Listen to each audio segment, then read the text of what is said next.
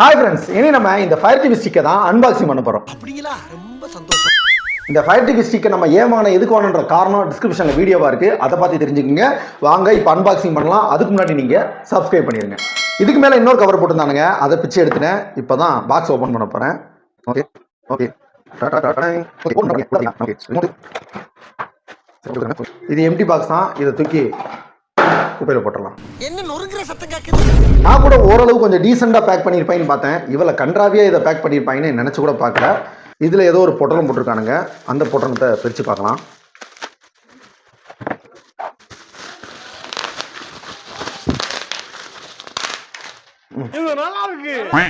Okay, இப்போ இதையும் open பண்ணிடலாம்.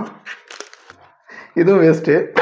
ஒரு ரிமோட் இருக்குது, ஃபயர் டிவி ஸ்டிக் இருக்குது, 2 பேட்டரி கொடுத்துருக்கானுங்க, அடாப்டர் ஒன்று இருக்குது, ப்ளஸ் அதுக்கான கேபிள், அப்புறம் HDMI எக்ஸ்டெர்னல் கனெக்டரு, அதுக்கப்புறம் ஒரு மருந்து சீட்டு, வேறு எதுவுமே இல்லை. இது ஓகே. ரிமோட் பார்த்தீங்கன்னா ஓரளவு ஓகே, நல்லா தான் இருக்குது, கொஞ்சம் லுக்காகவே இருக்குது.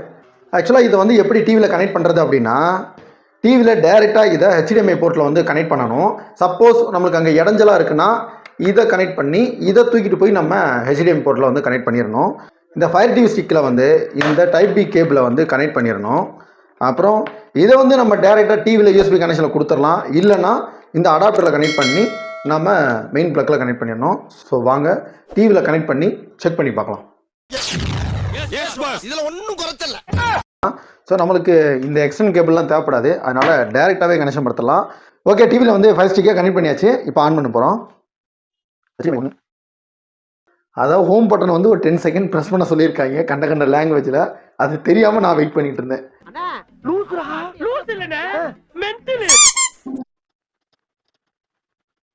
அமேசானில் ஒரு அக்கௌண்ட் இருக்கும்ல, அதை வச்சு ஓப்பன் பண்ண சொல்கிறாங்க. ஓப்பன் பண்ணியாச்சு. ஸோ ஓப்பன் பண்ணோன்னா ஹோம் பேஜ் இது தான்.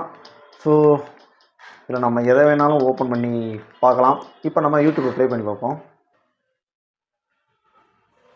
பரவாயில்ல, ரொம்ப அழகாக பேசுகிறாப்புல, யாருன்னு தான் தெரியல.